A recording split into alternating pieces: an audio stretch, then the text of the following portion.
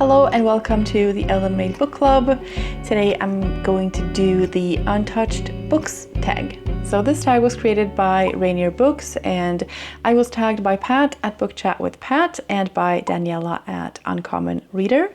So thank you so much for tagging me. This tag only has one prompt and it says, present 10 books from your shelves that have been there at least a year. This is about creating awareness to read from our shelves, enhance sustainability, and maybe even saving some bucks. So I think this is a really fun idea. I know that there are plenty of books on my shelves that I haven't read and that have been there for more than a year. So I thought it would be fun to do this tag. And I also saw Shelly at Shellyish do this with a bit of a spin. She did a bit of a book haul revisit and sort of went back to some of her first book haul videos and saw which books she had shown in there and if there were any that she hadn't read yet.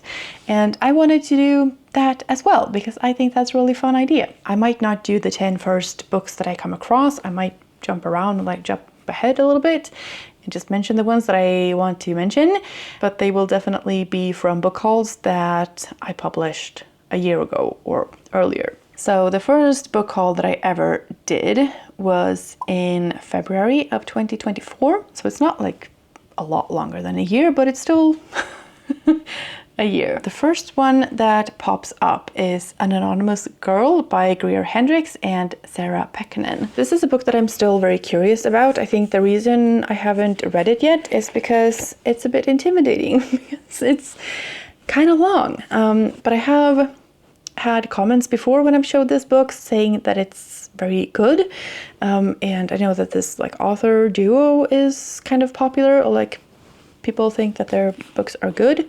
And this one says that it's about a woman called Jessica who signs up for a psychology study conducted by the mysterious Dr. Shields. She thinks that all she'll have to do is answer a few questions, collect her money, and leave. But as the questions grow more and more intense and invasive, and the sessions become outings where Jess is told what to wear and how to act, she begins to feel as though Dr. Shields may know what she's thinking and what she's hiding. There's paranoia and some kind of weird psychology experiment. That sounds very interesting to me, so I would definitely want to read this. The next one on this list is The Darlings of the Asylum by Noel O'Reilly, which I think I have here as well. I think this one landed on my updated version of my 25 books that I want to read in 2025. And I'm hoping to get to this in the fall because this just feels very fall to me. And isn't there an event called Victober? I guess this would work, or do you have to read books that were published in the Victorian time period? Because this one involves a Victorian asylum, but it's historical fiction. In 1886, a respectable young woman must acquire a husband, but Violet Pring longs to be a professional artist and live on her own terms. When she turns down a desirable marriage proposal from an eligible Brighton gentleman, her family have had enough of her independent streak, and against her wishes, they lock her away in Hillwood Grange Lunatic Asylum. More psychology and, sinister things. I feel like there is a bit of a common theme of what I'm interested in, and I would be interested to read this one. So hopefully I will get to this one in October. Next we have The Grandmothers by Doris Lessing, and that one is right here.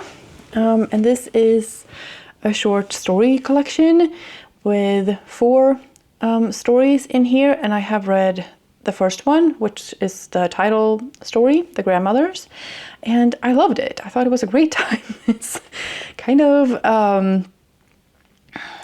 maybe not unhinged, but it's not what I expected from a title that says The Grandmothers. I definitely want to read the rest of the stories in here. I don't read a lot of short stories, but I want to finish this one, and the writing in here is just so good. If you have been reading fluffier books where the writing isn't necessarily the best, and then you read something like this and it's just another world of words. It's just, I don't know how to explain it, but it was just I had to look up what words meant, and not in a bad way. It was just, I felt enriched reading this kind of writing.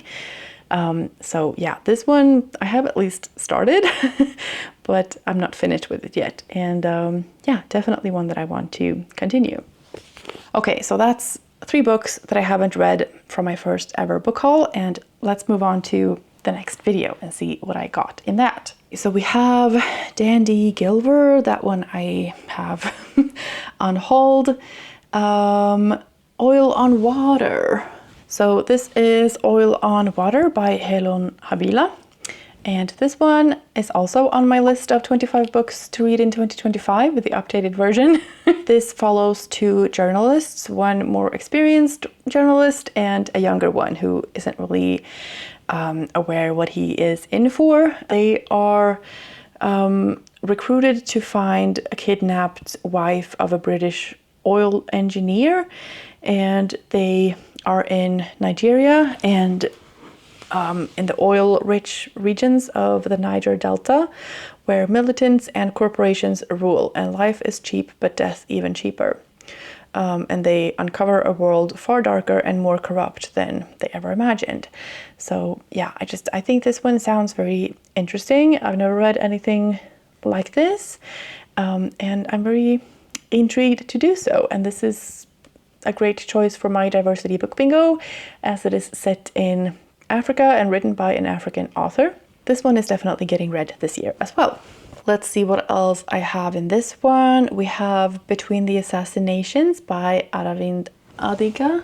This is another short story collection, but this one is set in India in the time between the murder of Indira Gandhi in 1984 and the murder of her son Rajiv Gandhi in 1991.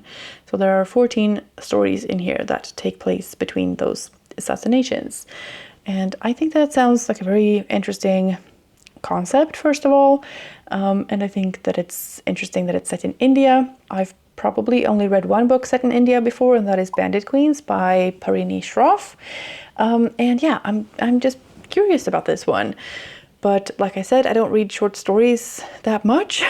So yeah, but this one might be next in line when I've finished The Grandmothers and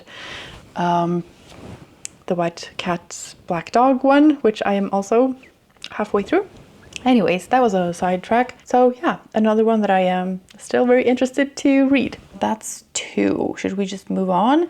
I feel like all of these are secondhand finds. I've bought all of these secondhand. So let's move on to a book haul that isn't just thrifted books and see if there are any new books that I haven't read yet. Yes, the next one is my first book haul of new books, where I bought 16 books, which is a lot for me to order all at once. White Cat Black Dog, like I mentioned, by Kelly Link, is on this book haul, and yeah, like I said, I am halfway through it, so maybe this one doesn't count. There are a lot of books from this book haul that I have read and loved, but there are also a few that I have not read. So let's see what we have. The House of Fortune by Jessie Burton is a book that I bought and showed in this book haul, and this is the sequel to The Miniaturist by Jessie Burton, which I loved. It's set in Amsterdam in the 1700s. This one is 1705. I don't really know what it's about, and I don't really care. I want to continue the series, or like duology so far. And yeah, it's a beautiful big book. This is one that I want to read as well. I think my hesitation with it, or like the reason why I haven't touched it since buying it, is because I am not so fresh in my head what The Miniaturist, like what happened and how it ended and the characters and all of that. I just remember loving it and the atmosphere of it, and like I have a vague idea of the story. And I don't want to have to reread it, so maybe I'll just like look up a summary or something. I'm not in any rush to read this one, but I am very glad that I have it, and it's beautiful. Another book that I haven't read that I hauled here. Okay, so we have People Person by Candice Carty-Williams, who is the author of, what's that called? Queenie. Is her more like popular book, or like well-known book, I think. I just love the cover of this. It's so colorful and lovely. And I think that the story sounds interesting as well. There are 5 half siblings who all have the same father. And the father dies, I think. Or no, there's a catastrophic event that forces them to reconnect with each other and with the absent father they never really knew. And then things start getting complicated. So yeah, I just think that sounds like an interesting premise. I like reading about family dynamics and, you know, what is the catastrophic event? Yeah, I'm just very curious about this one. So I will get to this at some point. I also got Assistant to the Villain by Nicole. This one is like a fun fantasy romance, I think, which is not what I typically read. I know that this book is very popular and like this series. I think there's a 3rd book coming out at this point. It was kind of new when I bought it, I think. I don't know. It's just, I'm not sure that this is for me, but I just wanted to give it a try. And I feel like at the time when I got this, I hadn't really bought a lot of new books in a long time. And so I just wanted to buy a bunch of different kinds of books in different genres and just, you know, try things out, because I wasn't sure what I was going to be enjoying, because I have never read anything like this. So, you know, you have to start somewhere and try things out to see if you like it or not. And I still think that I might. Just it's not what I have been drawn to lately. I don't know. I will read this at some point, and I'm sure that there will come a time when I am in the mood for something silly and fun and, you know, not so serious. And then I have this to pick up. And that is 1, 2, 3, 4, 5, 6, 7, 8 books. So let's pick 2 more. And those will be... So number 9 is going to be 3 Wishes by Leon Moriarty. And I don't really know what this one is about. I think that the cover is a bit to blame here, because I think this is a very boring and kind of ugly cover. It does have a little bit of gold on the author's name, and you know, it's a kind of dramatic image with a broken champagne glass, and like, sure, fine, but overall the impression is just like gray, which doesn't really make me want to pick it up. Let's see what it's about. They say trouble always comes in threes, and for sisters Lynn, Kat, and Gemma Kettle, the year they turn 33 is no exception. So sensible Lynn is struggling to balance being a mother, wife, and businesswoman without losing her mind. Kat, whose perfect marriage is the envy of all of her friends, never suspects that her husband has been hiding a secret that will tear her life apart. And directionless Gemma, who changes jobs and boyfriends every few months, has just met a new man who could be the one to unlock her hidden past. Through everything, the bonds of the sisters are strong enough to withstand whatever life throws at them. That is until the night of their 34th birthday dinner, when home truths are revealed and things are said that can't be taken back. That's interesting. I am intrigued by the plot.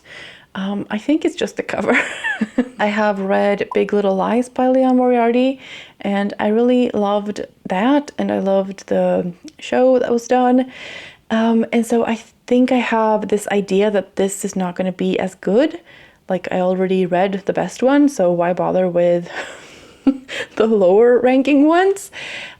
Which is kind of how I think I feel about Taylor Jenkins Reid as well. Like, I think that The Seven Husbands of Evelyn Hugo was great, and so now I'm kind of scared to read her other books. I have read another book by Leon Moriarty, haven't I? 9 Perfect Strangers is also by Leon Moriarty, and I didn't like that as much as Big Little Lies, like anywhere near as much. So I don't know, I think I have this feeling that this is going to be like a meh kind of read, and so I'm not reaching for it. I'm glad to have it, and one day maybe this will be exactly what I'm in the mood for. I'm still going to keep it. I'm still intrigued enough to, keep it on my shelves, and one day I will pick it up. And then number 10 is going to be Escape by Carolyn Jessup. And this is a memoir by and about a woman who was in the fundamentalist Church of Latter-day Saints. She was forced to obey her controlling husband's every demand. She had no money, no power, and existed as one of 6 wives battling for her husband's attention. And then she escaped. And yeah, I'm just always interested in cults and cult settings and the psychology of that and manipulation and like how all of that works and like how easy it is to, I don't want to say fall for things because that sounds offensive almost, like it's not the person who is manipulated's fault. It's the, you know, oppressive people who are to blame. I think this is a very interesting topic, an interesting setting, and I would like to read, you know, a first-hand account, which a memoir is. I don't know if I'm going to read this anytime soon, but I'm not wanting to get rid of it either. I like having the option to pick it up, and so this is going to stay on my shelf as well. So yeah, this is the stack of 10 books that I have found on my shelves that have been there for a year or more. Oh my goodness, they're all falling as per usual. I think that they're a pretty good reflection of my bookshelf and reading in general. We have a short story collection, historical mystery, psychological experiment, a contemporary thriller, I think, set in Nigeria, a short story collection from India, a sequel to historical fiction novel, contemporary fiction about siblings, a funny fantasy romance, Leon Moriarty, and a memoir about a cult.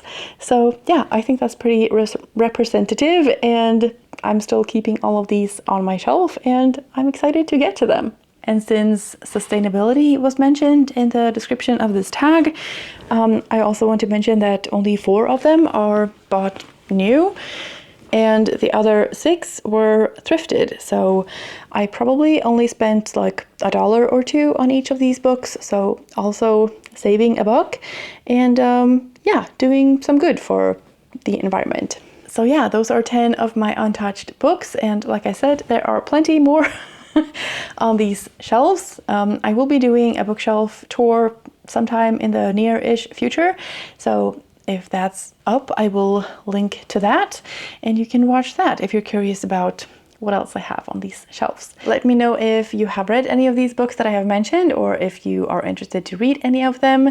I haven't looked up who has done this tag or not, so I will tag some booktube friends in the description. And yeah, thank you so much for watching. I hope you're having a fantastic day, and I will see you in the next one. Bye.